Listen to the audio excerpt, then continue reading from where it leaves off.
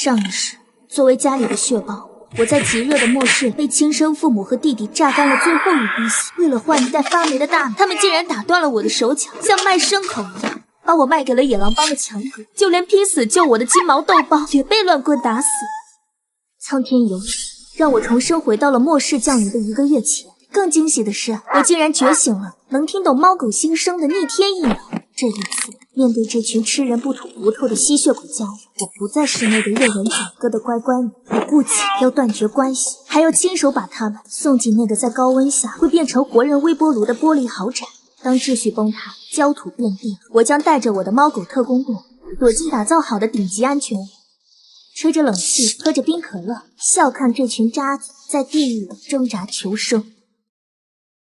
专家警告，近期超强地磁风暴引发的太阳耀斑已达 X 级，全球部分地区通讯中断，多地气温出现异常攀升，请市民做好防暑准备。重生回来的第一秒，迎接我的不是温馨的问候，而是一个狠狠扇过来的巴掌。视野中，母亲张兰那张脸因为极致的愤怒而扭曲变形，像极了地狱里的恶鬼。沈巍，你到底有没有良心？你弟弟马上就要结婚了，女方那边非要这套婚房，你作为姐姐，把你在市中心那套小公寓卖了，给小杰凑个首付，怎么了？空调的凉风吹在皮肤上，让我起了一层鸡皮疙瘩。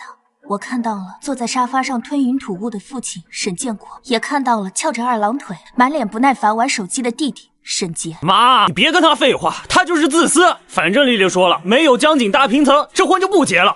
姐，你要是不帮我，那就是逼我去死。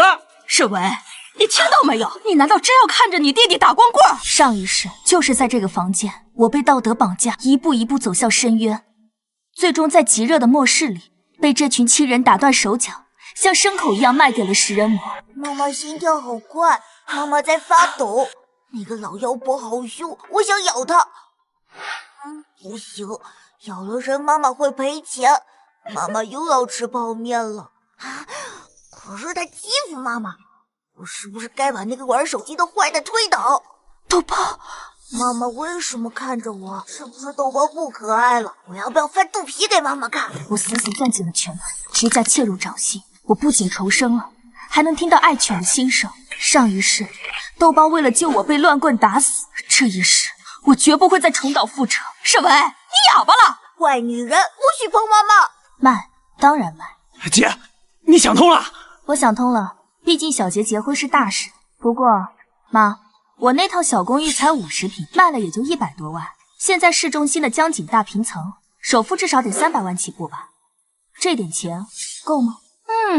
那个丽丽看中的那个楼盘，首付确实要的多点，所以我和你爸商量了，我们的养老金也拿出来。那也还差得远呢。既然要买，就买最好的。我知道有个楼盘叫锦绣豪庭，顶层复式全景落地窗，就在江边，绝对符合弟妹的要求。不过首付要400万。锦绣豪庭那是豪宅呀！姐，我们哪有那么多钱啊？光卖我的房肯定不够。爸妈，为了小杰的幸福，要不你们把现在住的这套老房子也去抵押了吧，再加上我的房款，凑个首付绰绰有余。以后小杰住进大豪宅，还能不把你们接过去享福？为了防止这家人反悔，第二天一大早，我就带着他们直奔全城最奢华，也是未来最致命的烂尾楼盘——锦绣豪庭。沈小姐，这套顶层复式可是我们的楼王，全屋采用了最新的透光玻璃，360度无死角采光，夏天都不用开灯，通透。这玻璃看起来好像微波炉的门啊！如果不拉窗帘，远望晒太阳会把毛晒焦的。姐，这也太牛了！你看这江景，这采光，丽丽看到肯定得疯啊！可是这价格580万，首付就要快300万。哎呀，我们这老房子抵押了，也还要借不少啊。叔叔，这已经是内部价了，而且这房子现在抢手的很。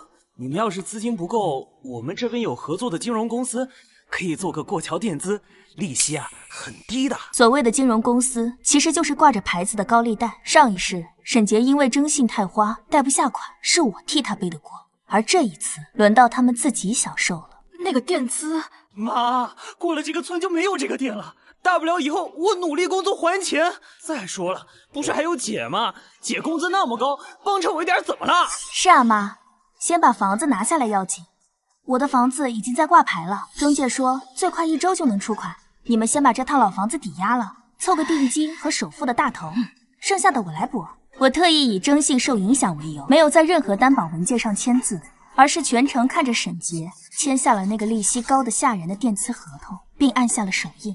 那个鲜红的手印就像是地狱的邀请函，通往死亡的单程票。他们已经拿到了。妈妈，那个胖子签了字，为什么那么开心？他身上有股倒霉的味道。因为他觉得自己赚了，殊不知他签下的是死刑判决书。搞定了沈杰的豪宅，我立刻开始处理自己的资产。为了在末世前筹集到足够的资金，我必须争分夺秒，哪怕是割肉。220万，我那房子市价至少280万。沈小姐，您要的是24小时内现金全款到账，而且我们还有承担过户期间的风险，就这个价，做就算。做，马上签合同。钱必须今晚到账。在末世，一金大笔比一叠房产证值钱。拿到钱的瞬间，我立刻打开手机，下载了市面上所有借贷 APP， 信用卡、网贷、消费贷，凡是能撸的口子，我全撸了一遍。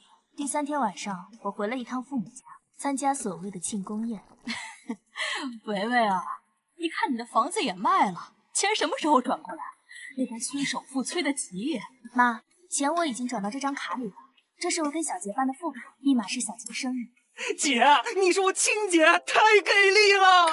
不过这钱现在还不能动，银行那边说大额转账要审核，大概要3天才能解冻。正好这几天公司派我去灵氏山里写生采风，我想带豆包一起去，顺便散散心。其实那张卡里只有200块钱，那张所谓的转账截图不过是我用 PS 做的假图。至于为什么是3天，因为3天后他们抵押老房子的钱就会到账，并且转给开发商，那时他们已经骑虎难下。妈妈，我们不回来了吗？我的磨牙棒好像落在沙发底下了。算了，反正那个家一点都不好闻，全是贪婪的味道。不回来了，妈妈带你去个新家，一个只有我们，没有人欺负我们的新家。离开家后，我开着那辆为写生买的2手 SUV， 直奔城郊的青蓝山。我的目标很明确，云隐民宿。上一世，这里曾是末世中著名的幸存者基地。哇，好多树，好多味道。妈妈，那边有一只兔子说它屁股痒，那边还有一只鸟在骂她的老公不回家，这里太好玩了。哎呀，姑娘，你是想租来做工作室啊？哎呀，那你可真有眼光，这地方清静，灵感多。这镜子早就枯了，现在就是个摆设。这群两脚兽真笨，这石头下明明全是水，凉快得很。吱吱，我要搬个松塔进去藏起来。不仅有水源，还有现成的地热温差功能条件，只要再配上订购的那组大容量工业蓄电池和太阳能电解系统，能源问题就解决了。老板，这地方我挺喜欢的，我想长租，用来做沉浸式密室恐怖逃脱的场地。我一次性付清20年的租金，您给我个打包价40万。成，40万就40万，咱们现在就签合同。妈妈，这里以后就是我们的家了吗？这里的土好软，适合埋骨头，而且没有任何坏人的味道。是啊，这就是我们的家。接下来就是疯狂基建和囤货的时刻了。地窖要挖大2倍，还要隔出一个专门的无土栽培区。走，豆包，我们去检查地窖。虽然有了基地，但我深知自己战斗力不足。这一天，我在农贸市场寻找物资时，一阵令人毛骨悚然的心声钻进了我的耳朵。左边3寸，那是他的颈动脉，只要笼子一开，我只需要0.5秒就能挠穿它。愚蠢的两脚兽，还在拿棍子戳我！等我出去，先把你的眼珠子挖出来当球体。老板，这包我要了。不管闲事的女人，差一点就得手了。不过这女人的眼神有点意思，不像那些只想吃猫肉的疯子。你好啊，小猫咪，我是豆包，我有好多好吃的。离我远点，傻大个，一身蠢味儿！别以为有这女人护着你，我就不敢动你。以后你就叫花臂吧，只要你不伤人，进口罐头管够。受了这么多苦，以后这里就是你的领地。贿赂我，起码要京腔鱼味的。这女人的手，刚才那个拿棍子的暖和多了。回到民宿，我打开笼子的那一刻，花臂没有逃跑，而是优雅地走出笼子，像巡视领地的王者一样走了一圈。他在院墙的几个死角停了下来，鼻子微动，似乎在评估这个密室的防御强度。这儿的老鼠太多了，影响本大爷休息。这是保护费，以后这片地盘我罩着。东边那个围墙根有蛇爬过的味儿，待会儿就把它咬死。以后家里的一草一木就拜托你啦，花臂，成交。有了一文一武两只神兽，我开始心无旁骛地进行基地改造。我雇人清理了水井，把防空洞地窖改成了生活区，并安装了厚重的防盗门。老板，你这密室搞得挺逼真啊，看着就瘆人，连窗户都封死了。恐怖密室嘛，要的就是这种压抑感，不见天日才吓人。改造期间，花臂成了最严格的监工。他似乎很满意这个新家，每天都在巡视领地，并通过新生向我汇报防御漏洞。东墙那边的铁丝网有个洞，连傻狗都能钻进来，赶紧补上。后山来了只黄鼠狼，想偷你的鸡，已经被我解决了。在花臂的指导下，基地的防御可以说是滴水不漏。妈妈，这个泥巴浴好舒服，我要变身成石头狗了。智障，不想承认认识这个。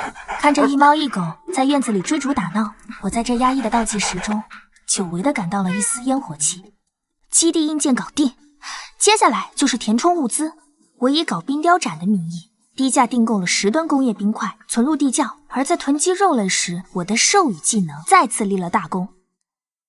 哎呀，主人愁死人了！那仓库里还有5吨上好的牛腩，就因为包装袋印错了日期，超市不收，再放进去就要赔死了。明明肉是新鲜的，昨天晚上他还给我煮了一块，香得很。妈妈，那个两脚兽大叔虽然长得凶，但他现在好伤心，心跳很快，像是在求救。那个黑大个没撒谎，那车里全是大肉肉的味道，没有坏肉的臭味儿。师傅，听说你手头有一批尾货要处理，价格合适的话，我全收了。你怎么知道？我是开宠物食品厂的，鼻子灵。最终，我以3折的白菜价拿下了这批物资。除了物资，我还买了2把高磅数复合弩。这段时间，我每天都会在院子里练习射击。起初，花臂对此嗤之以鼻。偏了，又偏了，这箭法连我都射不中。两脚兽，你的呼吸乱了，看准那阵风，顺着风尾放箭。妈妈不疼，豆包给你吹吹。咱们不练了，豆包可以保护你，豆包会咬坏蛋的屁股。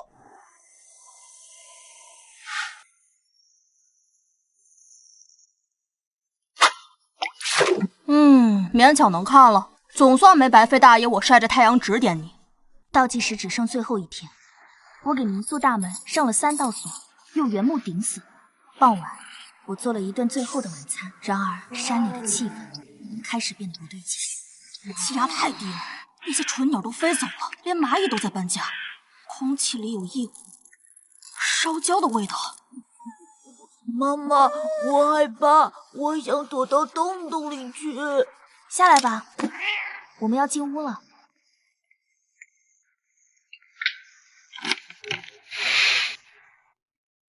沈杰发了一张落地窗夜景图，配文：在这个城市最高的地方俯瞰众生，底下全是亲戚们的点赞。看着这张图，我只是冷笑。俯瞰众生，再过几个小时，那里就会变成离太阳最近的刑场。窗外，原本漆黑的夜空突然泛起了一层诡异的暗红色，一股无法形容的热浪，仿佛无形的巨手，瞬间吞噬了整个世界。来了！末世。0点过后的瞬间，世界仿佛被扔进了微波炉。即便拉着窗帘，室内温度计还是在半小时内从26度飙升到了38度。妈妈，好热，地板烫烫，我是不是要熟了？该死，这鬼天气是想把本大爷烤成猫干吗？空调呢？那个吹冷风的盒子怎么不转了？走，下地窖。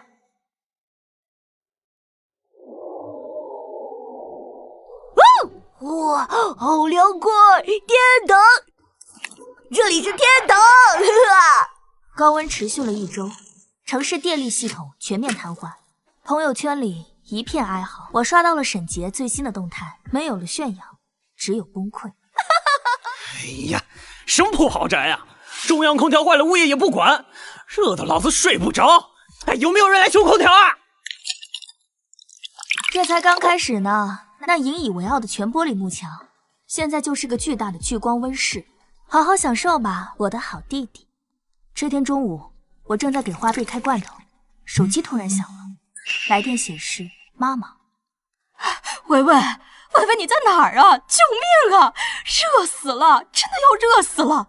现在的温度都快60度了，你爸中暑晕过去了，怎么叫都不醒。60度，那岂不是能做慢煮猫饭了？妈，我现在在山里写生呢，信号特别差，而且这边路都封了，出不去啊。那你转钱，快点，我们去住酒店。转不了啊，妈，网都没有，而且我听说酒店都被抢空了。你们还是在家里待着安全。哦，对了，记得多喝热水，防中暑。唉，以后我们都不用听那些噪音了。有恶意的东西在靠近大门，不止一个，手里拿着铁家伙。我眼神，笑容瞬间消失。我放下手中的猫罐头，转身操起挂在墙上的复合弩，拉满弓弦，对准了那扇厚重的防爆门。看来真正的考验才刚刚开始。电话挂断半小时后，几个村民来到沁鸾山大门外。妈的，这大门封得跟铁桶一样，连个缝都没有。那娘们肯定躲在里边吹空调喝凉水呢。老二，给我砸！只要砸开这扇门，里边的水和吃的都是咱们的。妈妈，外面那几个人好重，那是贪婪和恶意的味道，就像前世那些卖掉妈妈的人一样重。他们想闯进我们的家，抢走妈妈给灯笼存的古董。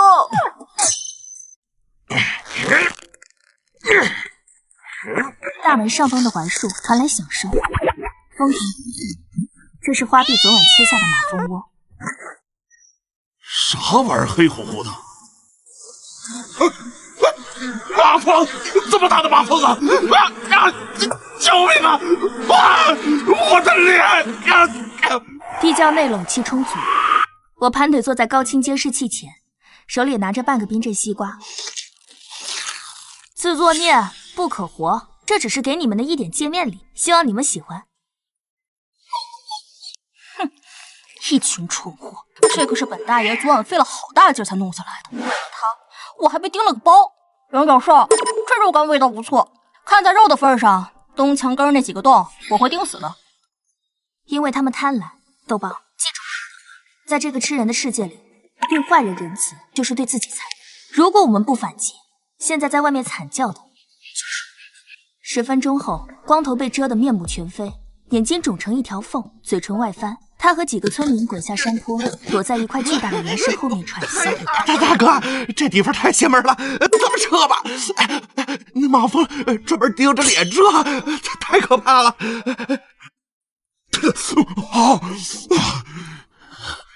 扯个屁！你没看见吗？那上面树多绿啊，还有那么大的马蜂窝，这说明什么？说明上面肯定有水源，不然这些东西早旱死了。只要拿下那里，咱们就能活命。哎呦，那咋办啊？那马蜂太厉害了，咱们靠近不了啊！哼，怕什么？畜生毕竟是畜生，怕火是天性。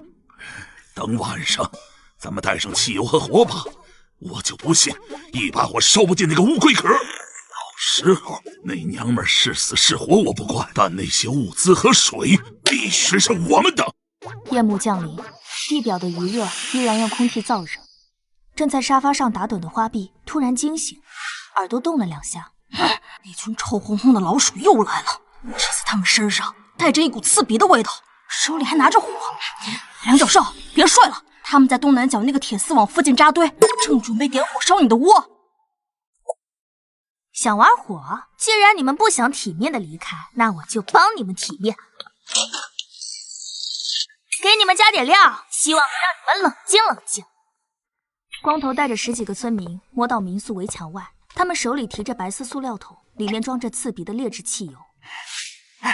大哥，这娘们好像睡死了，里面一点动静都没有。这回咱们肯定能成。动作快点，别磨蹭，点开了就往里泼油，点着了火，咱们就冲进去。我在铁丝网上通了高压电，虽然电压调低了不致死，但足以让人瞬间丧失行动能力。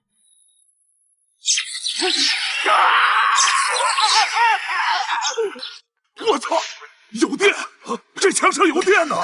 还没等村民们反应过来，原本死寂的树林里亮起了无数双绿色的眼睛，密密麻麻的在黑暗中浮动。谁在那儿？别装神弄鬼的！弟兄们，开饭了！这是我们的地盘，挠花他们的脸，咬断他们的裤脚，进攻！鬼呀！这山上有鬼！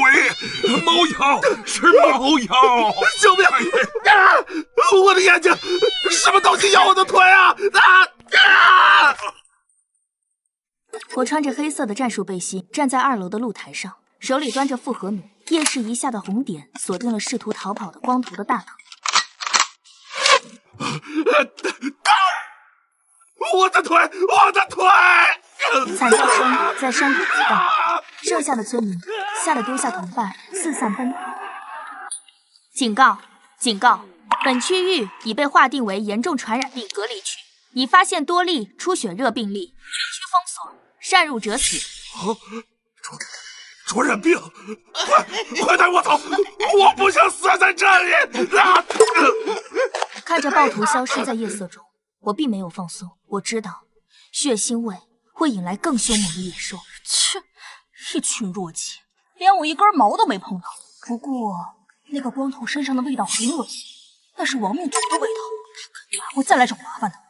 我知道，下次来的恐怕就不是这些拿锄头的乌合之众。我看着窗外漆黑的夜空，面无表情。不管是谁，只要敢踏进我的领地，现场只留一个。极热第15天，锦绣豪庭全玻璃幕墙的设计，让室内温度逼近60度，停水停电多日，豪宅里弥漫着恶臭。水，有水了！我找到水了！小杰，给妈喝一口。妈快不行了，嗓子冒烟了！滚开！这是我的，我想活，你都一把年纪了，喝了也是浪费。我的头！一瓶水不够解渴，沈家父子盯上了小区中庭满是死鱼烂虾的景观池。滚！这水是我们这栋楼的，谁敢靠近，打死谁！凭什么？我也是业主，我也交了物业费的，这水有我的一份。物业费？你脑子烧坏了吧？现在拳头才是硬道理，打死这群抢水的！我让你抢！沈杰鼻青脸肿地逃回家，绝境之中，他想到了那个被他抛弃的姐姐，也就是我。姐，我错了，你救救爸妈，妈头破了，快死了。你以前不是说最疼我吗？你肯定有办法的，对不对？你在哪里？我去找你。我有车，我马上就去。想找我？行啊，我在地狱。姐，我知道你在里边，欠债还钱，天经地义。别以为躲在里边我就进不去啊！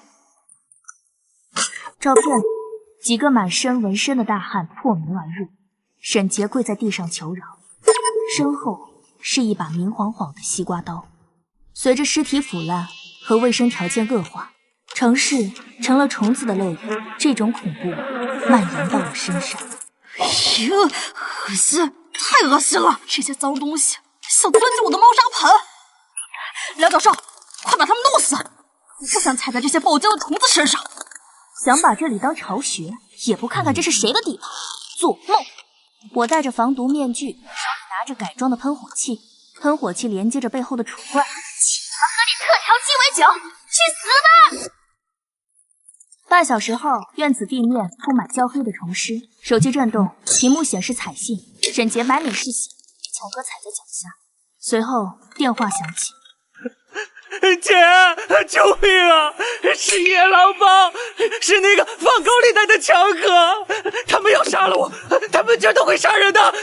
沈小姐是吧？你弟弟欠我400万，他说你有物资能死债，你是聪明人，应该知道怎么选。所以呢？我们正在去你那儿的路上，识相的把物资准备好，把门打开，不然我就把你弟弟切碎了喂狗，顺便也送你下去陪他。你知道我在哪儿？姐，我没办法，我不说，他们想剁我的手，你就给他们一点吃的吧，咱们都是一家人，你不能见死不救啊，姐！我看着监控屏幕，面无表情。上一世强哥杀害了我，好啊，既然来了，就别走。欢迎光临我的猎场。通往青鸾山的路变成了死路，我放出了无人机，全程监视着这群不速之客。那是被饥饿逼疯的变异野狗群，他们皮包骨头，双眼血红，闻到了车里食物的味道。中间那车挤着狼狈不堪的沈家三口。救命啊！小姐救我！这狗咬我！别咬我！别咬我！小姐，快拉住你爸！快啊！面对父亲的求救，沈杰眼中闪过的不是担忧，而是狠戾。对他来说，被咬住的父亲只是个会引来更多野狼的累赘。别连累我！沈建国的惨叫声很快被咀嚼声和野狗的哀嚎声淹没。他至死都不敢相信，自己宠溺了一辈子的儿子会亲手把他送进狗嘴。不怪我，是他自己掉下去的，不怪我，我想活。地窖内，我看着这一幕，并没有流泪，甚至没有一丝愤怒，我只是感到一股彻骨的寒意。那个胖子好坏，他的爸爸喂给狗狗吃了，这种肉狗狗吃了会拉肚子的，那是坏心眼的肉。放心，他很快也会付出代价的。这种人，老天不收，我收。我的好弟弟为了自己活命，亲爹都能杀。屏幕上剩下的2辆车丢下沈建国的残骸，冒着黑烟冲出包围圈。强哥，欢迎来到地狱，希望你们喜欢我准备的这份大礼。日头毒辣，地面烫得冒烟，空气扭曲。强哥没废话，厚底军靴踩在少杰烂腿上，脚尖转圈发力。救命啊！这不亏我了吗？姐！来，数3声，不开门，先剁这肥猪1只手，下酒。爹，求你们别打了！维维，死丫头，你开门啊！你要害死全家吗？哭嚎没用，只换来山顶大喇叭里滋啦一声电流爆音。强哥，手别抖，听听这好弟弟一路怎么骂你们的，这里专门给你留的。扩音器声音在山壁上撞来撞去，全是火，放的正是沈杰在车里踹亲爹下车时的录音。是他自己掉下去的。山上只有我姐和死老太婆，还有条狗。杀上去物资全是咱们的，到时候把那帮放高利贷的傻逼毒死，东西我们平分。不哥，没，那是合成的，贱人害我的。放高利贷的傻逼，毒死我们，独吞。沈杰，你行。强哥，冤枉，真没说。兄弟们，听见没？这猪把咱们当猴耍，冲上去拿下山头，只有胡剐了他！暴徒冲进缺口，脚下全是人。3、2、1，走好！望着血肉炸开，化肥加气。腿，我的腿啊！烟尘里全是惨叫，强哥捂着腿，满手血，死盯着角落里的沈杰。强哥疼得脸皮抽搐，不攻山了就想杀人。那个骗他进雷区的沈杰，正好就在手边。妈的，扫把星！我废了你！你别杀我，强哥，我错了，我错了，妈，救我！别动我儿子！血喷出来，溅沈杰一脸。张兰替沈杰挡刀，刀嵌进脖子。妈，你别吓我！晦气，找死！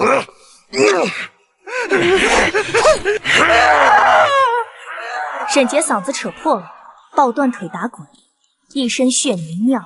强哥，那娘们有炸弹，再不走倒得交代！山脚下死寂，只剩烈日暴晒和沈杰哀嚎。地面温度接近65度，每1秒都煎熬。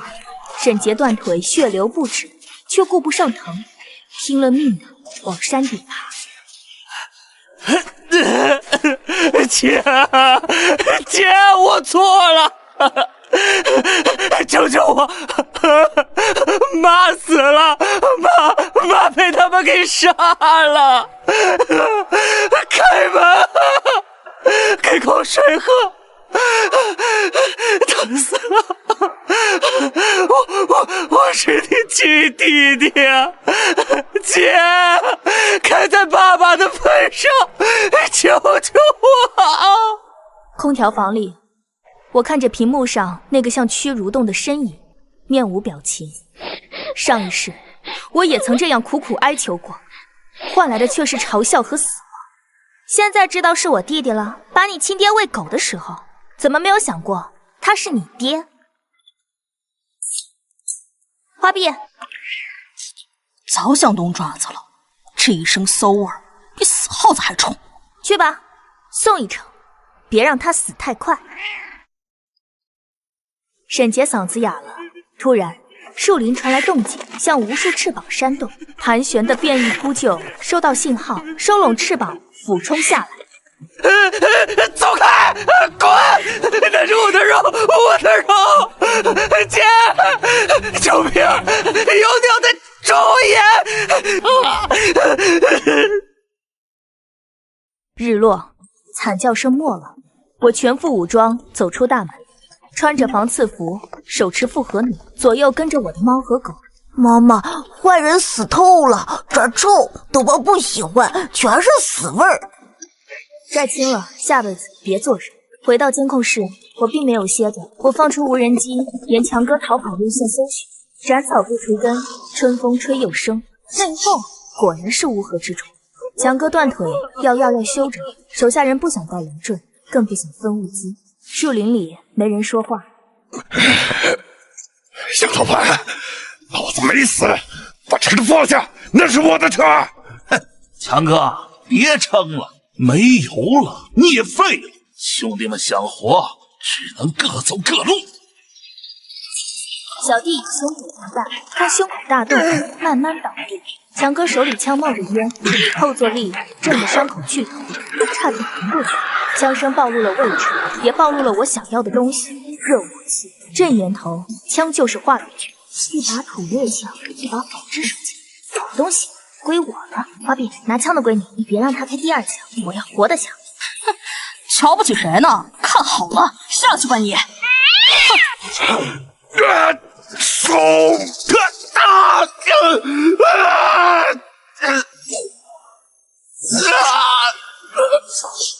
大姐，手举起来！强哥彻底没戏了，横行半生，栽在个小姑娘手里。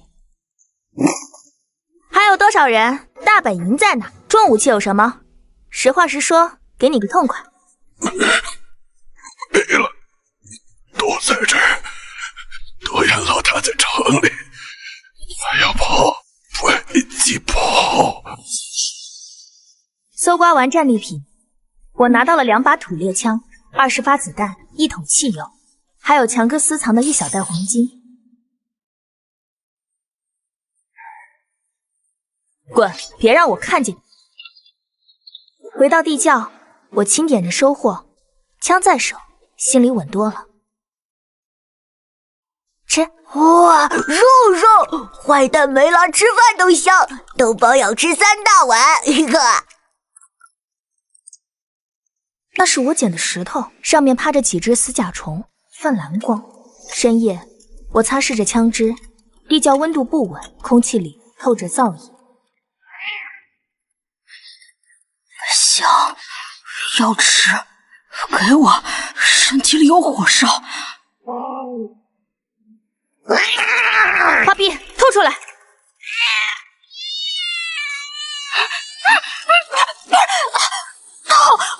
烫，烫死要着火了！救命！梁教授，花臂！我把花臂扔进冰水里，水接触他身体的瞬间便沸腾了。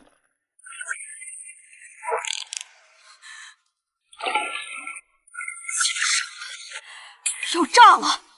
花臂进化时，外面变天了。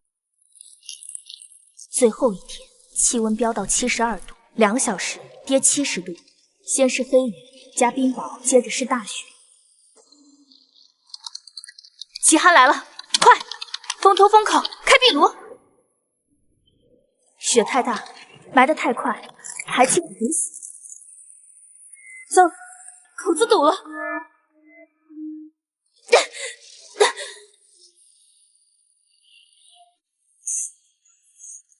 廖教授出不去了，火球走了，来了个白的，要把这儿填平。极寒第7天，暴风雪把门封死了，地窖里的空气警报响个不停，吵得人心慌。红灯一闪一闪的，照的墙壁像涂了血，氧气浓度不到15%。这地方现在就是个密封罐。梁教授，睁眼！这都不行了，你凉了，我找谁开罐头去？起来！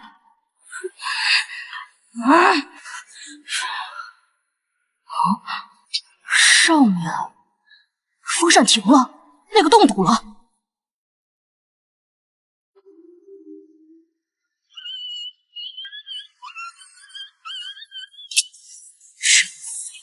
还得看我。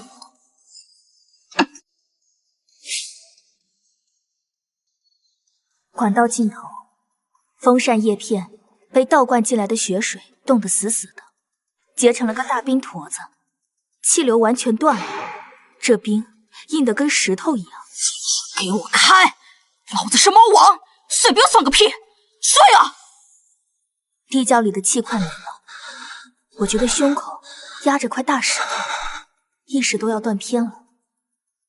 头顶管道里突然咔嚓一声，一股冷气夹着雪粒，顺着管道猛灌进来。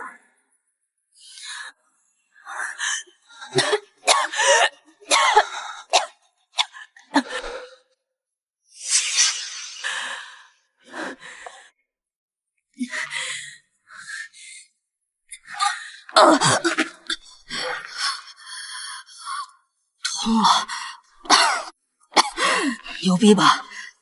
赶紧，那个金枪鱼罐头给我开了。3天后，雪停了，我背着包扎好的花瓶，领着豆包，费劲推开顶层舱门。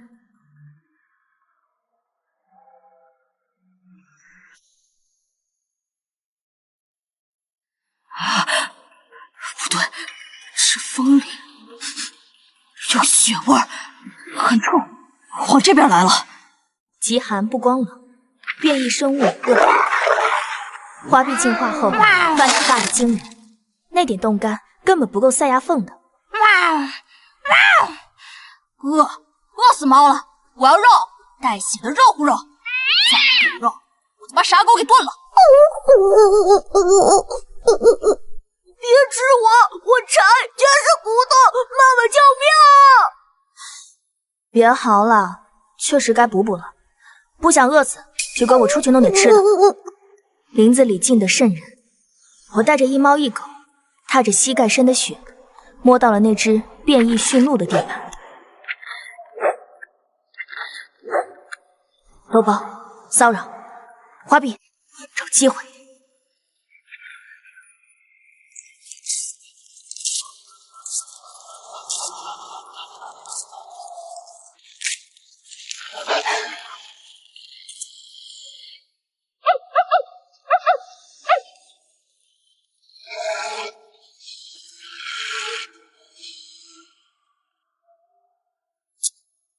这脚真硬。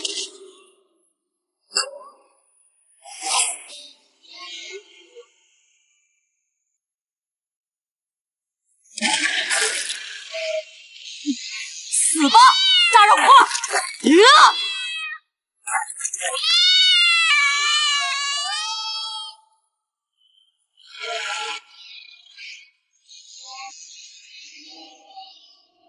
这仗打得累人，好在肉多。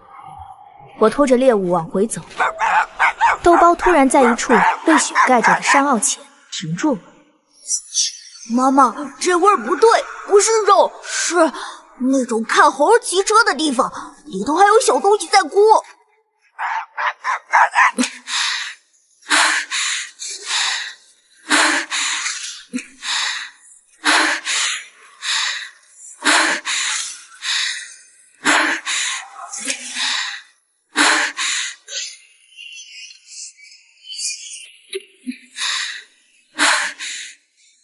手电光打进去，车里全是冻僵的猛兽尸体，狮子、黑熊都残缺不全，互相吃过。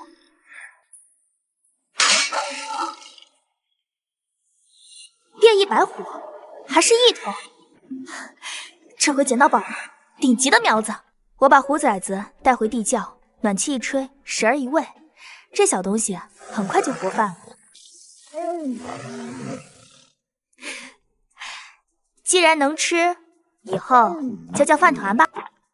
你是猫吗？咋长得像大白狗啊？来，哥给你检查检查。歪老子！哼，傻狗终于踢铁板上了。这小东西行，天生的坦克。有了饭团，队伍算齐了。我出去倒垃圾，顺道查查陷阱。军用极地靴，防雨。附近有正规军。梁教授，脚印是新的，不到半个小时，而且有血，还有火药味。往乱石岗去。追上去，要是敌人，得先下手。乱石岗风很大，卷起的血沫像刀子一样刮脸。一个穿残破迷彩服的男人正死死靠着岩石，他左胳膊已经脱臼了，鲜血顺着指尖滴落在雪地里，瞬间冻成红色的冰珠。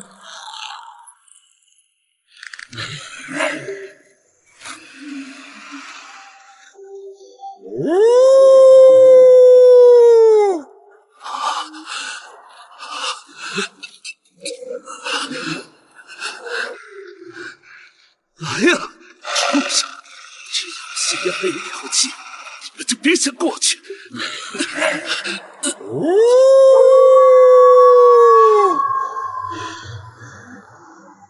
我趴在50米外的雪坡后，透过高倍率瞄准镜，静静地看着。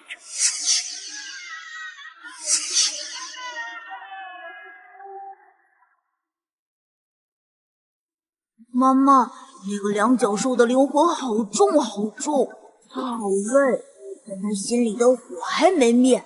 他是个好人，豆包想帮他吹吹伤口。梁教授，离他远点，这家伙身上全是冷铁和硝烟的味道，也是职业杀手的气味。这种人就算断了手，也是个致命的麻烦。花臂，去侧翼，豆包，留在这里接应。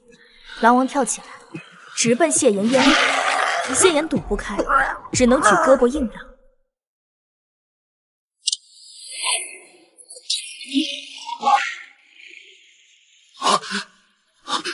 谁？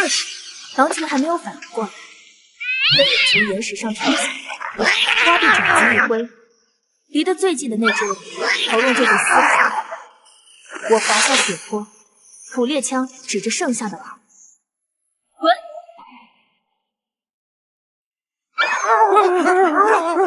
半小时后，谢岩被带回了观察室。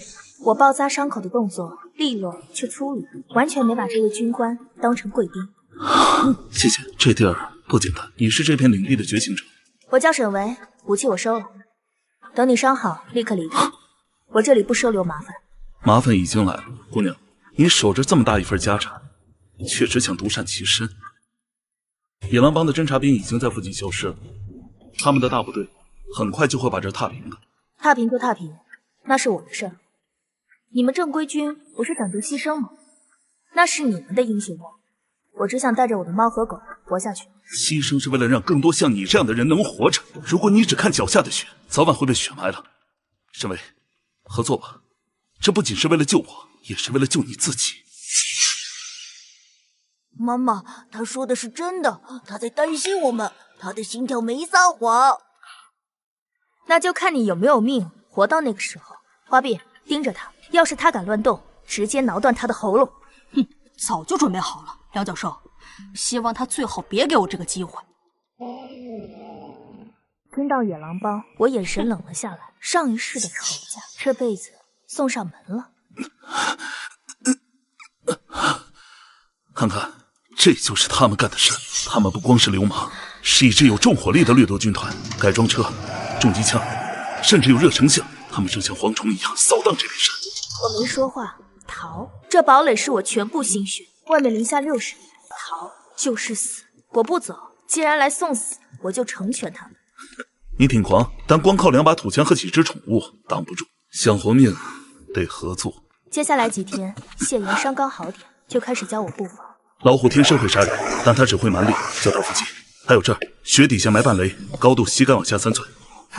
真好用，但他教那个锁的姿势真好使，一咬一个准。第5天半夜，雪停了，在外头放哨的花臂突然疯了一样冲回来，一头撞开门。来了，好多大车，动静特大，就在山脚。我和谢岩扑到屏幕前，漆黑的山道被车灯照得通亮，一支钢铁车队正往山上开，引擎声震得地皮发颤。好的，主力部队起码50人。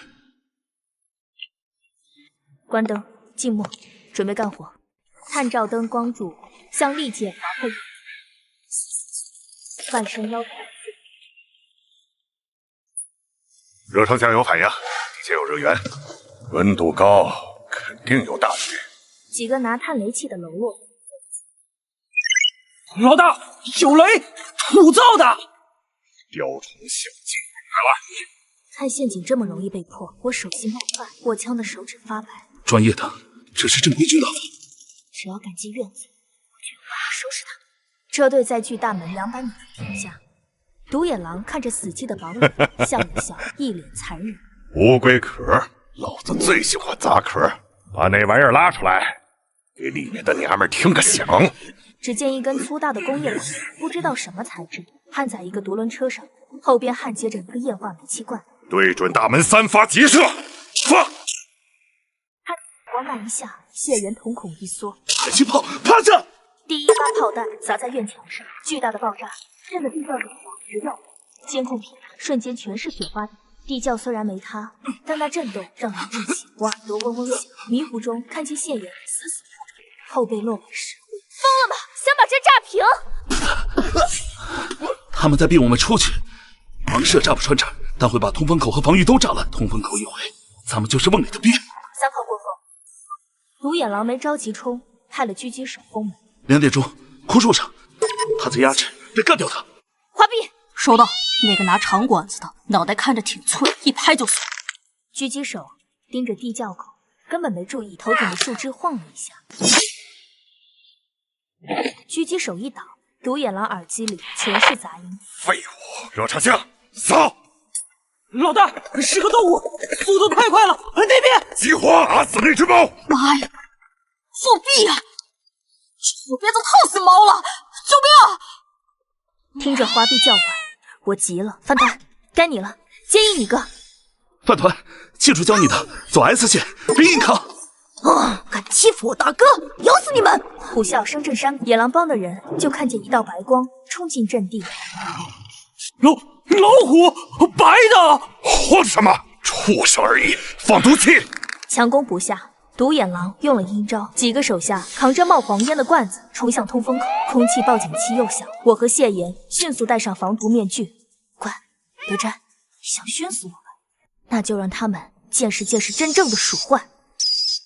我掏出一个红色遥控器，谢队戴耳塞，开场了。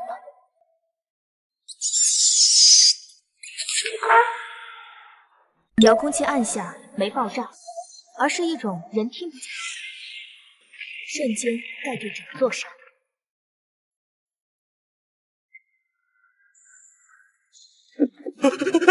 什么啊？老鼠！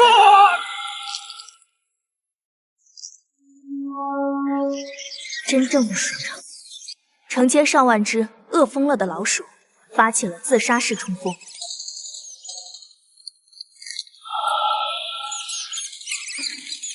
滚！都滚开！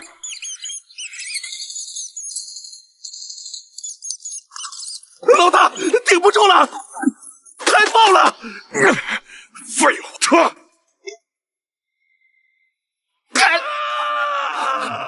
指挥车带着2辆彩车冲出包围，上了盘山路。前方是一线天，两边峭壁，头顶积雪厚重。看着逃窜的车队，谢岩举枪降服，我却按住了枪管。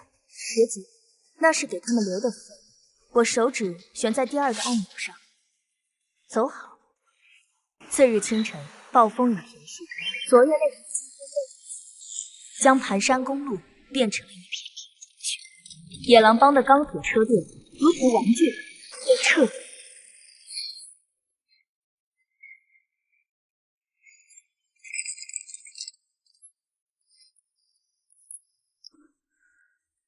独眼狼倒是藏了不少好东西，这儿有一台卫星发电机，还有一套完整的卫星通讯设备。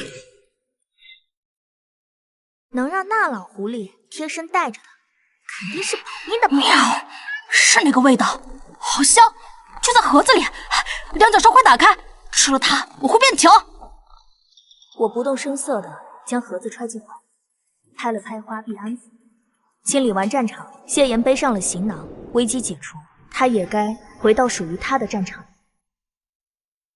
拿着，这是加密频道的通信器，如果在直线50公里内，可以直接联系到我。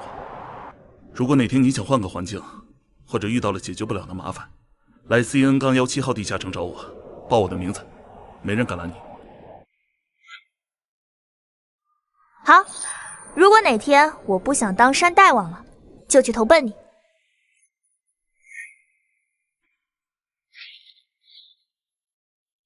保重，谢队。送走谢岩，地窖里恢复了平静。我锁好防爆门，坐在桌前，拿出了那个从独眼狼车里找到的金属盒子。这是高阶变异生物的晶核，简直我只在传闻中听过。这是地磁风暴引发细胞变异后能量高度的缩长。谢岩曾提到，野狼帮通过猎杀异能者和高阶变异兽来攫取这种违禁品。人类身体脆弱，直接服用会爆头，但对于已经初步进化的变异兽，这是脱胎换骨的唯一解。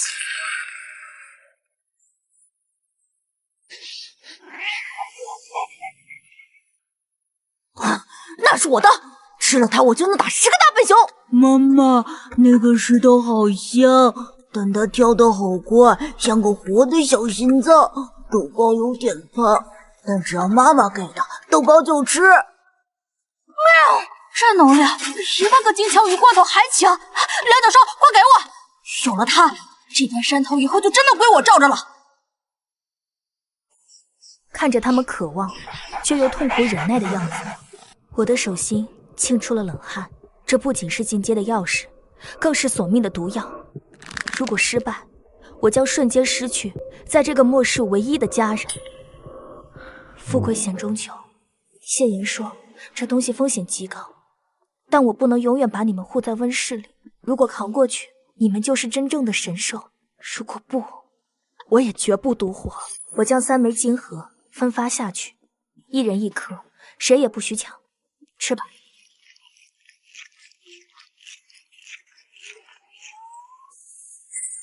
然而，预想中的变强并没有立刻发生，取而代之的是剧烈的排异反应。受不了，肚子里有火在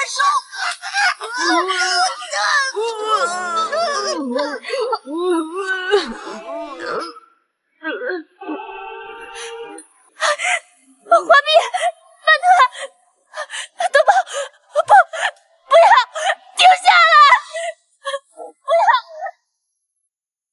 妈妈，头脑袋要裂开了，我是不是要死掉了？3只宠物的气息越来越弱，最后渐渐停止了挣扎，瘫软在地上，只有身体还在时不时的抽搐。我跪在地上，看着昏迷不醒的他们，脸色惨白如纸，巨大的恐惧与悔恨彻底将我淹没。别睡，求求你们别睡，只要你们醒过来，哪怕不进化，哪怕这堡垒丢了，我也认了。醒醒啊，醒醒啊！金河一被神兽们吞下，身体就立刻开始了剧烈的反应。他们是猛地弓起身体，重重的砸在地板上，喉咙发出那种嘶哑的喘息声，皮毛下面的血管清晰的能看见，不停的跳动。我的膝盖突然的一软，咚的一声跪在了地上。肚子里的火简直要熟了！刘教授，水！别睡，听话，都给我睁眼！冰块，还有冰块！那一晚上我都没睡，双眼布满的全部都是红血丝，非常紧张的守着冰墩。直到第二天清晨，一缕阳光照进了这地窖，冰堆里才终于传出了一声清脆的裂响。终于，在厚厚的冰层下，这几个选手是彻彻底底的完成了这一次的进化。妈妈，豆包一点儿也不疼了，知道你心里面在想我哦。那声音直接钻进了我的脑子里，暖洋洋的。我愣了一下，一把就搂住了他们，脸埋在毛里，用力的蹭。没死，太好了，没死！妈的，吓死我了！你们这群混蛋！就在我刚刚放松了那么一点的时候，墙角那个落满了厚厚灰尘的电台突然亮起红灯，还发出了那种刺耳的电流声。门外，救命！我是妈妈呀！门外，你在门外，我死了！你开门啊！怎么回事？你不是？那声音简直像是蟑螂。我死死地盯着那个电台，我非常确定、非常清楚地知道，雨晴已经死了。我腿好疼，你让我们进去吧。那声音是越来越清晰了，就好像有人把脸贴在门缝上在说话一样，里面是透着一股令人感觉到阴冷的气息。地窖内无线电中传出的是死人叫门的声音，我猛地抓住了对讲机，手被轻轻抱起，眼睛里布满了大量的红血丝。滚！装什么死人？我看着你们烂掉的！死了！我死了！开门！那声音已经不是从那个无线电里出来的了，头顶的通风管道里渗出了那种咕涌咕涌的动静，听上去简直像是有什么湿滑的东西在拼命的往下蠕动一样。妈妈，不对，没心跳，假的。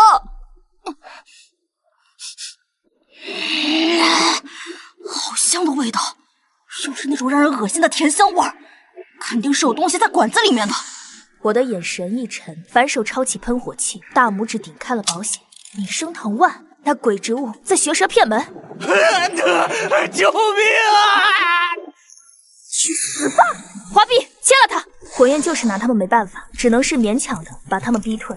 我穿上防护服，带上了饭团和花碧，心里面非常清楚，这一次是真的得冲出地窖，把他们给彻彻底底的、完完全全的铲除了。主根在那儿，墙角那个脏东西，给爷烂在这里！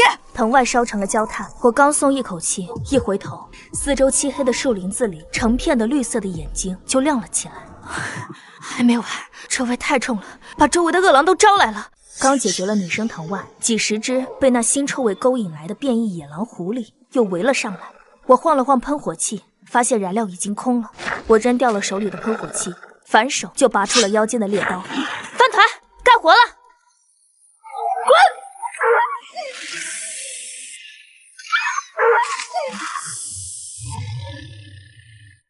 想活命，那就守我的规矩。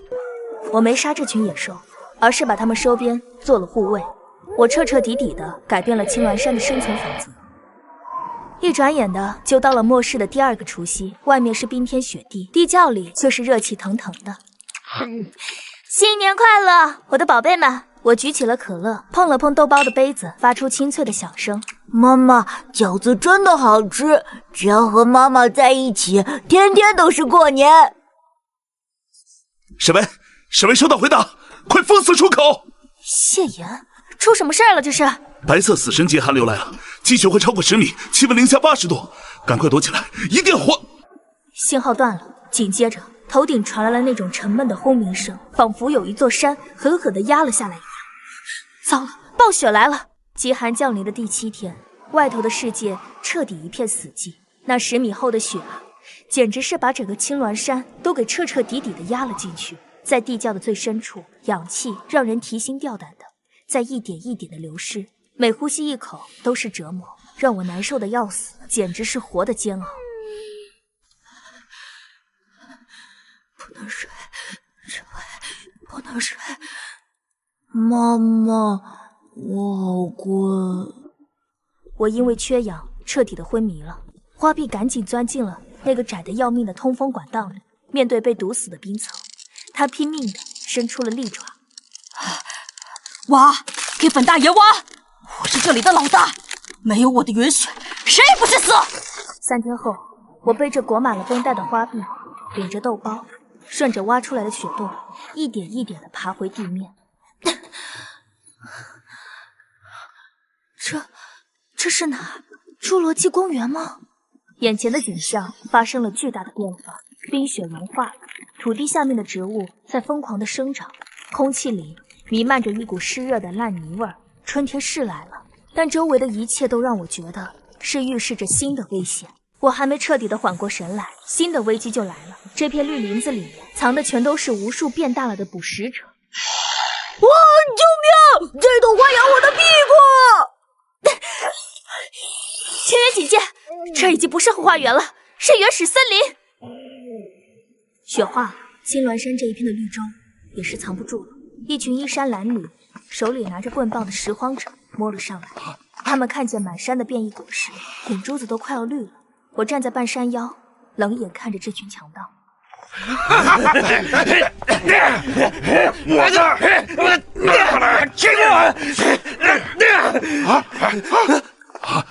看那儿有个娘们儿，这山肯定是无主的，兄弟们冲上去，把吃的都抢了，那娘们儿也归我们。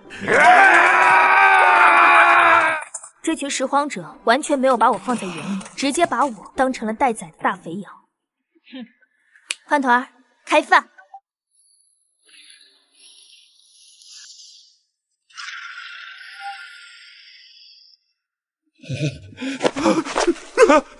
老虎，这么大呢？饭团的这一声虎啸，那威力直接干净利落的把这群拾荒者的胆子震碎了，一点渣都不剩。老虎！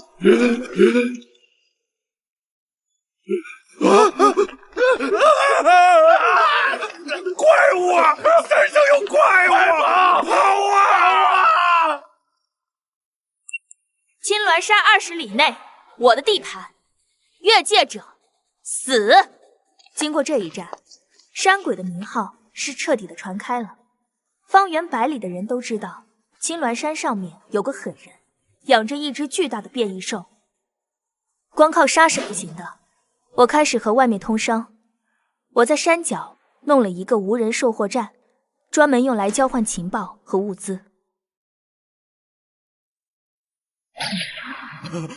谢大人，谢大人。规矩非常的简单，以物易物。这个地方就成了废土上一个非常可靠的交易点。金盒、黄金、情报源源不断的流向我的口袋。过了3个月，我已经建立了一个非常庞大的势力。这天清晨，监控屏幕上出现了一支看起来非常整齐的重型装甲车队。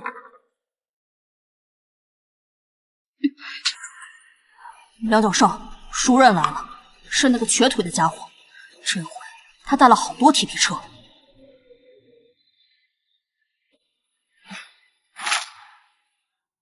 车队停稳了，20几个全副武装的士兵迅速的散开，枪口对外，气氛绷得死死的。车门一打开，谢岩跳了下来，他的鬓角多了一些白发，但腰杆依然挺得笔直，只是走路的时候右腿还有点跛。我带着饭团慢慢的走出来。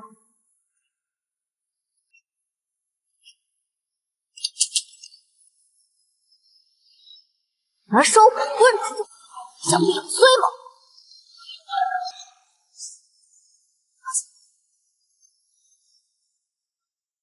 都放下，自己人。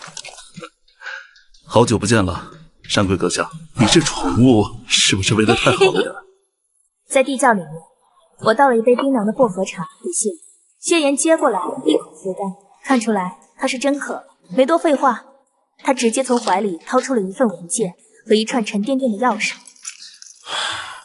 我是无事不登三宝殿，地下城爆发的变异霉菌，死了1000多人。听说你这儿有变异红景天能治，我们需要大量的。要我有救命的东西不便宜。规矩我懂，这钥匙归你。后面那辆挂车上装的是最新型的军用重型静音柴油发电机组，外带整整1罐车的军用高标号柴油。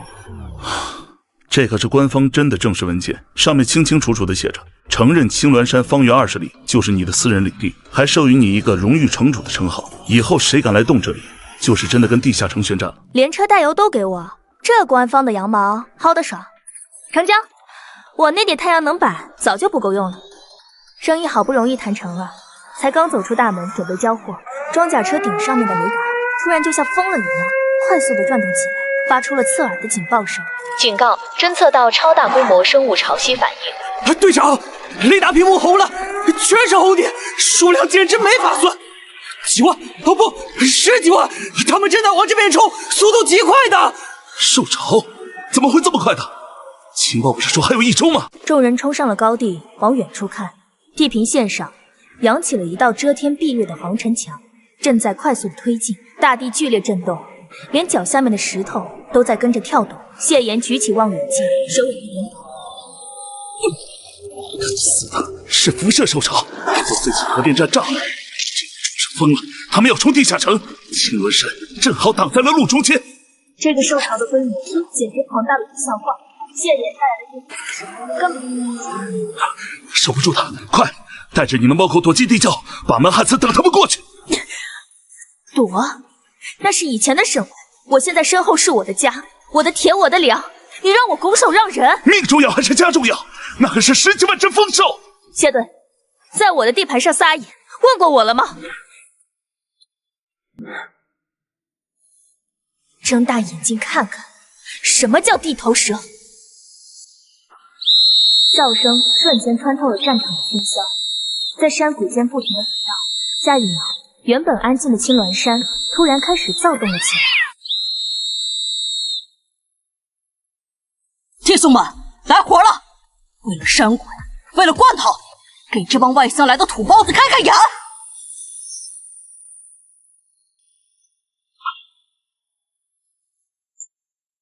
极寒爆发后的山脚，钢铁与血肉激烈碰撞，受潮前锋冲击装甲车反卸，机枪管打了通，在严寒中升起白烟。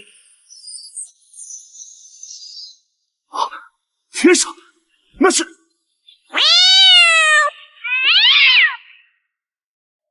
变异山猫群，专门攻打那些要害，又快又准，又凶得很。受潮冲锋的势头是硬生生的被这波空降给打断了。谢岩目瞪口呆，这哪里是猫，简直是特种刺杀部队。喂，是吗？1、2、3，好，全军听令，给我撵过去！冲！冲飞这些丑八怪！我是路霸，妈妈坐稳了。在我的另类指挥下，局势逐渐的稳定。受潮开始后退，就在这时候，大地突然剧烈震动，2股受潮狠狠地撞在了一起，血肉横飞。这是一场真真正正的野兽间的搏杀。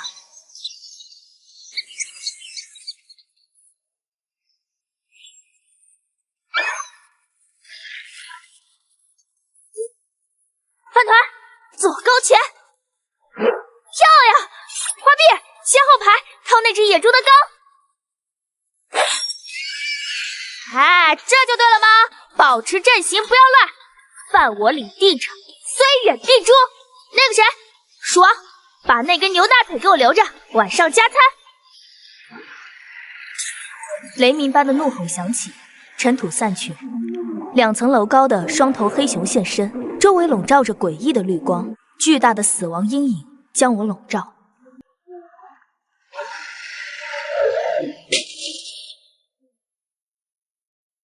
不许动我妈妈！大块头，我不怕你！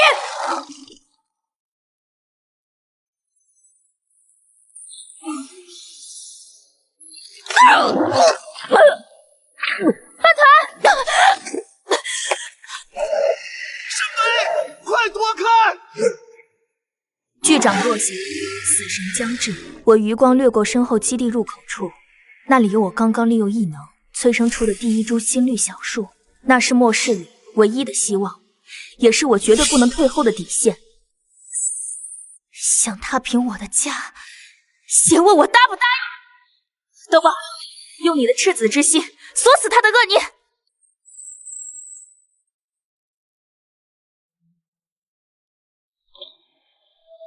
妈妈，我抓住他了，他的心里全是黑色的火。别怕，我会帮大家守住脑子里的光，不让这些脏东西钻进来。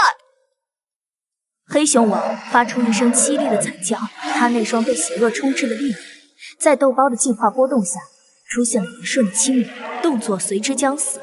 我感受到脑海中传来豆包温暖安慰，这让我在濒临失控的边缘找回了理智。我将所有的生命异能强行倒灌进受伤的饭团体内。饭团，他是为了毁掉小树来的，你是这家的门神，给我震碎他！兽王的内脏遭受重创，绝望地发出一声嘶吼。我忍着生命力透支的眩晕，将复合脑对准了那个凹陷。花臂，别让他跑了，你是暗影的主宰，去收了这颗肮脏的头颅。知道了，知道了。为了那棵小树不被踩坏，大爷我就稍微认真一点吧。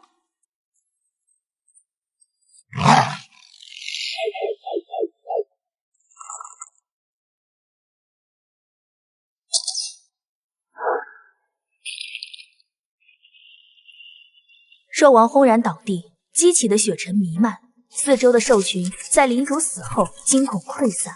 我脱力地坐倒在雪地上，三只神兽立刻围拢，豆包温热的鼻子抵着我的额头，缓解我的精神透支。饭团虽然满身是血，却本能地看向基地的方向，感应着小树是否安好。沈维，你知不知道刚才你差点自爆，为了这几个伙伴，值得吗？谢言，你的人以前也是为了保卫什么而牺牲的，在我眼里，他们不是工具，而是这山上唯一能让我睡安稳觉的亲人。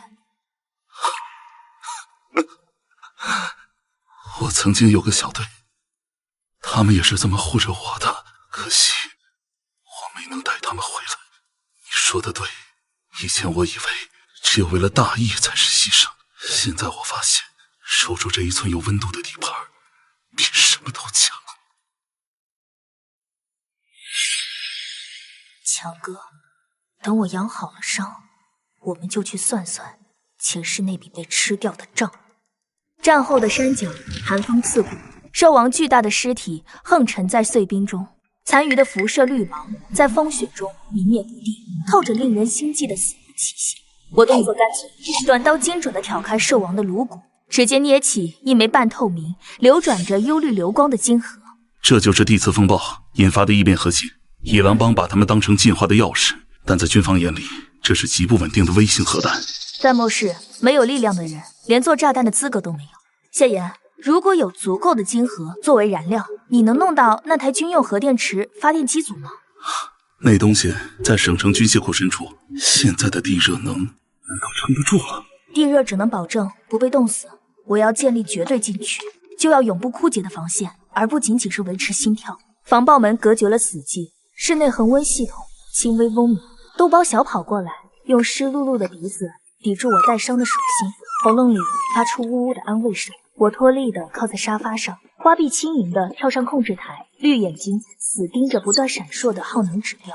饭团则在一旁仔细清理毛发上的血渍。妈妈，你的灵魂在发烫，大块头已经死透了，别怕，豆包会一直守着门。我没事，花臂汇报机组损耗，刚才电网超频，蓄电池还能撑多久？快硌到肉了，蓄电池已跌至红线，地热压根本带不动第二波这种冲击，没有新电源，下次我们就得手动摇发电机了。知道了，看来省城的军械库我们非去不可。推开2道气密门，紫色的生长灯倾泻而下，我走向中央的玻璃罩，里面一株通体剔透的幼苗正微微颤动，流转着淡绿色的微光。妈妈，它变亮了，它的呼吸让我不疼了，我会守着它，谁也别想碰。它是我们的命脉，它能净化磁场辐射，也能通过频率催化周围的作物。有了它，我们就有了吃不完的鲜果。只要它完成首轮进化，这里就是真正的世外桃源。饭团，护好它，它是我们的未来。谢岩推门而入，将一份布满红点的战略地图铺开，神色比在战场上还要冷峻，呼吸略显沉重。审出来了，强哥只是个试药的棋子，真正盯着这片山的是一个叫盗火者的组织。果然是他们。前世这群疯子为了掠夺异能，专门猎杀觉醒者，并进行分食。你竟知道的如此详细，他们不仅抢资源，还在寻找一种能重塑磁场的母体植物。所以我们不能坐以待毙，突袭他们的能源站。我出神兽，你出战术。这一次，我要让这群食人恶鬼彻底在血缘上除名。战后的余波未散，栽培室里的空气却透着湿润的微甜。我拖着步子走向中央玻璃罩，这是基地的命脉。我指尖拧起一团翠绿色的光球，将其缓缓按入玻璃罩。小叔，帮帮我，我们需要粮食，也需要你撑起磁场，挡住这些该死的辐射。妈妈，你变多了，红彤彤的小圆球变多了，以后不用天天吃铁罐头了吧？对，我们要种出一片森林。多宝，把谢岩叫来，让他看看什么是真正的底气。餐桌上的一盘鲜红番茄与生菜，在灰败的末世废墟中显得极其不真实。我坐在一旁，谢岩看着果蔬未动，他那双握枪多年的手，指关节布满老茧与裂口。我带兵去过最先进的地下城，也没能见过这种磁场辐射下产出的新鲜蔬果技术。你这棵树到底什么来头？它不是技术，它是生命。谢岩，只要守住这片山，我们就能活得像个人，而不是相互掠夺的畜生。你信了吗？如果你能大产粮食，盗火者抢的就不是地盘，而是人类的未来。沈巍，你把自己推到了风口浪尖，所以我需要核电池和绝对防线。你帮我守住外围，我帮你养活剩下的兵。这交易做不做？昏暗的灯光下，谢岩熟练地拆解保养磨损的弩机。我对照花臂带回来的情报，在地图上做着标记。梁教授，东边那几个摊子解决了，但我闻到了腐肉味，是那群没皮的怪物正往排风口钻。看来盗火者等不及了。谢岩，你当初失去小队也是因为这种绝境吗？是，我们被困在废墟，没有补给，眼睁睁看着战友为了省下一口干粮选择自尽。那时候我觉得牺牲是唯一的路。在我这里没有牺牲，只有守护。你的战友没能等到绿洲，但我可以让你在死之前看见他。作战准备就绪，三兽呈品字形守护出口，杀气凛然。妈妈带着这个，这是小叔送你的，他说会等你平安回家。下了，大家伙，谢岩，出发，省城西郊，去拿回属于我们的东西。明白，沈巍，如果这次能带回核电池，我这条命以后就卖给你这个山主了。走，去把我们的东西一件不少的拿回来。整城的摩天大楼，如今只剩下冰冷的钢筋骨架。能源中转站矗立在废墟中央，防爆围墙上布满了暗红色的抓痕。我趴在半塌的立交桥下，通过望远镜锁定排风口。正门有火控残留，硬冲是死路，我们从侧面冷却管钻进去。花臂进去了。谢岩，空气里有一股浓烈的福尔马林和腐肉味。那不是腐肉，是没皮的人，盗火者用辐射晶核灌注出的死尸，只有杀戮本能。妈妈，好脏的味道，管子下面有东西，他们识海里全是饥饿感。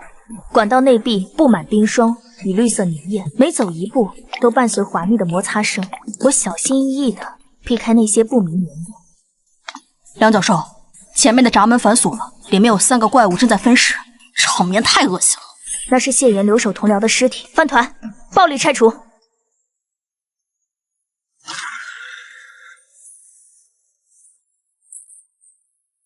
碎了，妈妈，5八怪转过头来了，真想吐。大厅中央，3具血红的变异人正蹲在残骸边，他们察觉动静，四肢着地，顺着墙壁攀爬冲来。大脊椎，那是他们的能量接点。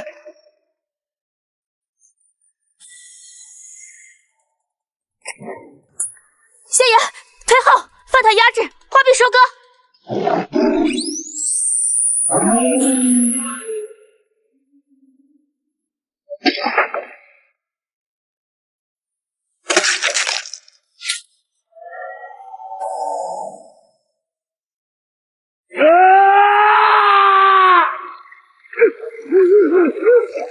3具怪物尸体迅速干瘪，化为一滩黑色腥臭的脓水。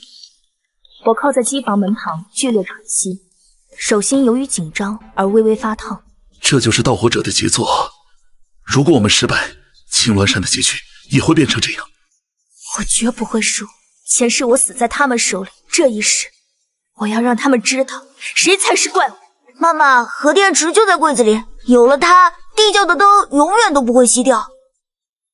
谢言，拆线，我们得在第二波怪物赶到前撤离。我望向省城中心最高的塔楼，目光如刃，核电池散发的幽蓝色冷光照亮走廊，铅盒沉重，谢言单手拎起，后方警报声伴随金属摩擦声逼近。第二波怪物已经在门外，我反手拉动女栓，眼神在闪烁的应急灯下变成冰雨。辐射在升高，自毁程序被激活了，我们要赶在冷却液泄漏前穿过2号配电间。盗火者想把这里变成废墟。谢言，你带电池先走，饭团开动。那些东西成群结队，你留下来断后太冒险，我没有让女人挡枪的习惯。这不是牺牲，是效率。我的猫锁定了他们的弱点，你留在这里只会挡我的视线。走，变压器电流爆裂，10几道血红身影顺着天花板飞速滑行，绿色粘液落地冒出刺鼻白烟。我屏息凝神，手指扣稳扳机。梁教授，这些傀儡被远程操控了，耳朵后的芯片是命门。看到了，花臂，去切断他们的信号平衡。这下交给我。电流消较刺耳，监控屏同时亮起，出现一个模糊的黑色剪影。精彩，沈小姐，若你肯交出那株母体植物，我可以考虑让你成为我们的正式员工。那棵树能重塑地磁，而你只是在浪费它的天赋。变成那种没皮的怪物，强哥那种残渣你都收，看来你们的门槛也不怎么高。收起鬼话！当年你在省城废墟分食我战友的债，迟早要清算。废话真多。豆包，信号源在哪？他在省城中心最高的灯塔里，他在笑我们带不走电池。轰然巨响，能源站喷出炽热火势，小队在爆炸瞬间跃出冷却掩护后继续。饭团迅速爬起，用脊背挡住飞溅的碎片。我翻身坐起，第一时间按住铅盒。电池在就行。谢爷，爆炸会引来变异兽，快撤！沈巍，他说那棵树能重塑地磁，到底什么意思？意味着那里是唯一的净土，也是这群疯子最想摧毁的地标。回山，有了这个电池，我要让青鸾山变成盗火者的禁区。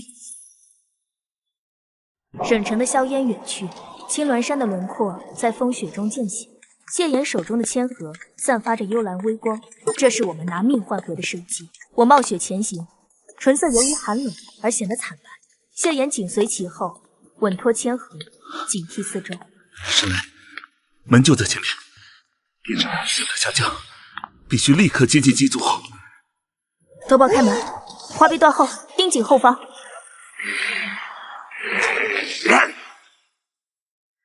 梁教授，放先走。方圆5里，除了咱们，没活物能喘气。地窖内灯光昏暗，发电机组发出低沉的喘息。谢言迅速将核电池模块嵌入主控卡槽，手指在电缆间飞速穿插。我按住启动开关，将生命异能注入机组。成了，核能并网成功，地热井压开始回升，以后稳固供电，不用再省照明电了。这只是开始，有了它，电网防御等级能提高3倍。盗火者就算开装甲车来，也别想跨进这道门。不闪了，廖教授，监控屏幕全亮了，大爷我以后巡逻能偷懒了。暖和了，妈妈，地板都在发热。充足能源激活了栽培系统，细密的营养液化成雾气洒下。我走向小树，受核能供养，它的叶片剧烈颤抖，发出欢快的风鸣。能量管够，现在把这座山的防御磁场建起来。我释放异能，小树迅速抽条，根系顺着培养槽蔓延，与地窖钢铁骨架融合。室内生菜、草莓瞬息间开花挂果，饭团凑近草莓藤，发出了惊讶的呼噜声。妈妈快看，果子变大变甜了，还在跟我打招呼。妈妈，小树吸走了辐射，现在这里闻起来像前世的大森林。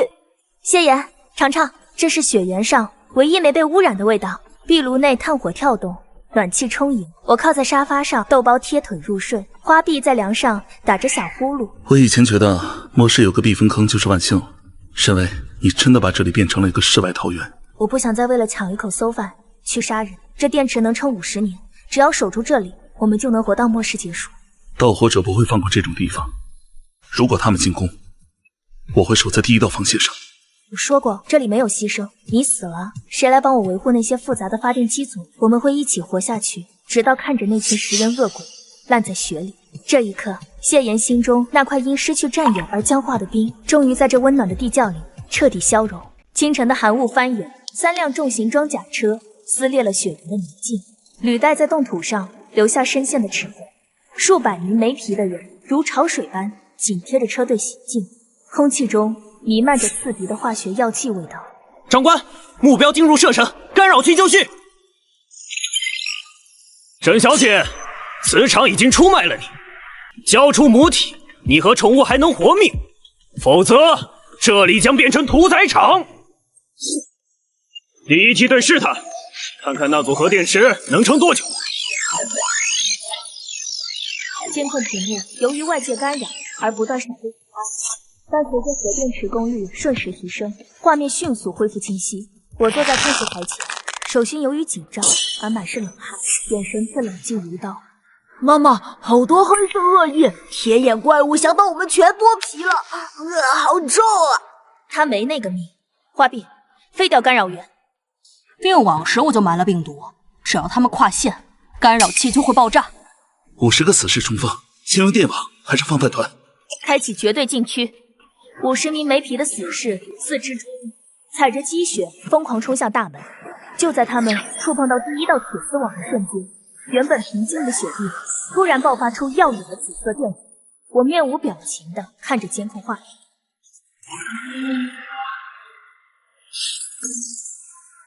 撤回来，开启全频段电磁屏蔽。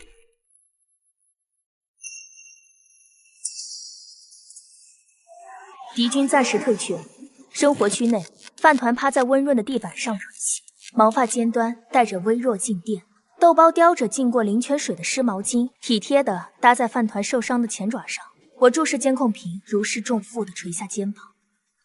第一波守住了，铁鸭不会撤，下次可能是钻地弹或毒气，我们需要加固通气口。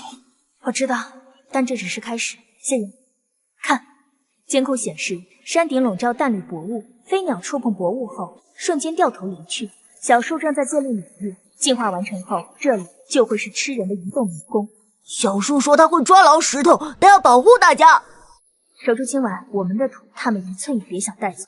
地窖内炉火正旺，一道厚重的铁门强行将温暖的生机与门外的尸山血海隔绝成了2个世界。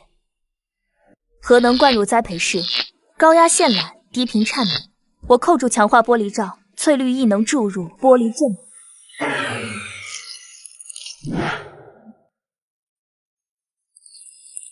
小树，顺着山的脊梁扎下去，把整座岩层变成感应器。地底有绿蛇在钻。妈妈，山变沉了，我在变强。它在跟基地共生。饭团，以后这里是绝对禁区。雪原营地，帐篷随风猎猎作响。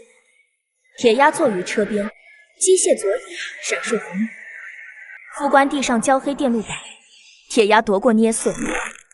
长官，侦察班进入绿雾后，体征清零，没有战斗记录，未传出信号。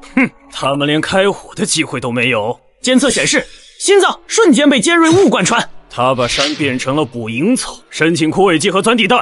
既然抓不到活的，就让他死在土里。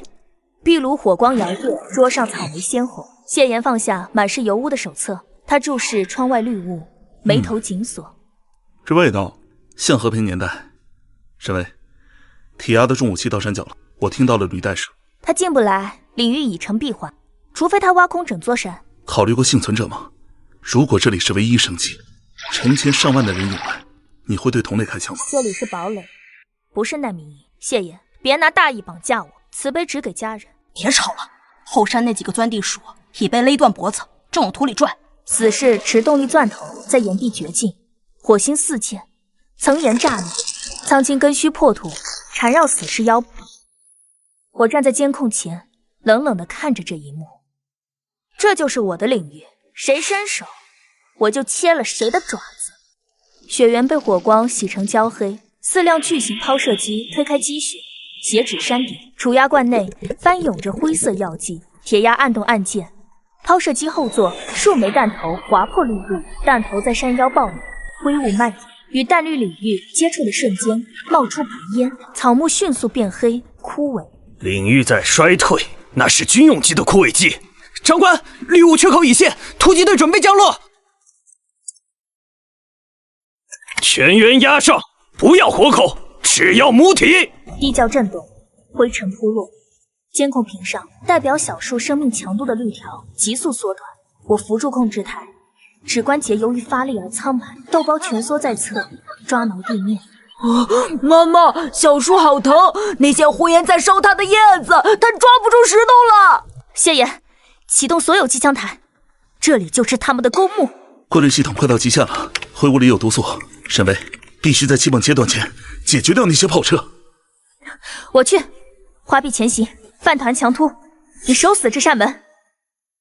我骑在饭团背上，撞入毒雾，饭团周身暗金纹路亮起，形成透明能量膜。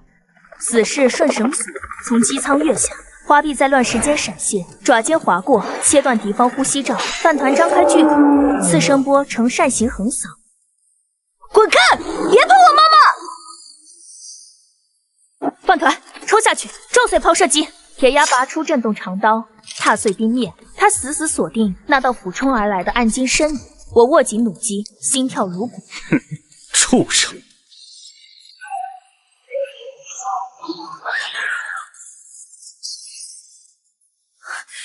铁鸭，前世你把我卖给食人魔的时候，有没有想过今天？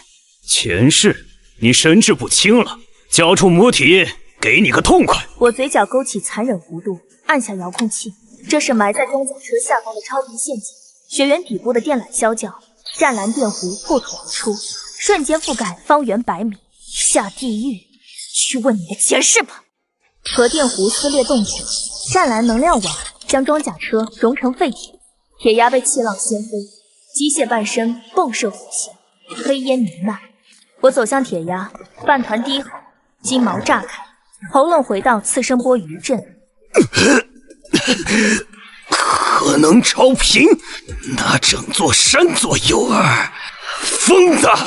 地狱里有人告诉你答案，你想要的母体，送你一程。妈妈，小树动了，地底脉络已接通。山峰巨颤，淡绿色雾凝成通天翡翠光柱，根须如蛟龙破土，贯穿炮车，林木复活，枝条缠绕士兵，拖入绿域深处。我看着这一幕，知道一切终于要结束，领域开启，万物归位。这才是神迹。根须收拢，铁鸭没入泥土，化作肥料。我站在山巅，看着身后的万顷绿意与前方的皑皑白雪。在这个崩坏的世界里，我终于守住了我的家。领域屏障合拢，雪原死寂，唯有绿山屹立。强哥躲在乱石后，见势不妙，欲逃。薇姐，我错了，前世我也救过你呀。救我？前世你把我卖给食人魔，分食我血肉时，可不是这么说的。我三箭齐发，断其筋。我冷冷地俯视着他，我不杀你，我会把你丢在领域外，你会在严寒里看着自己冻成冰块，像前世的豆包一样。地窖内暖如初春，核能稳定，果蔬在磁场下闪烁，壁炉火旺，映红了我的脸。我坐于沙发，享受着久违的安宁。领域扩张了10公里，沈巍守住了。不是活下来了，谢莹，这里不需要英雄，只需要家人。明白，山主。妈妈，骨头好甜，我能听到妈妈的心跳了。本大爷要睡50年的安稳觉。吃果子，保护妈妈，永远在一起。青鸾山在灰败的荒原中，如翡翠般生生不息。我深吸一口气，这是属于我的新世界。我是沈巍，这是我的堡垒，我的家人，我的新世界。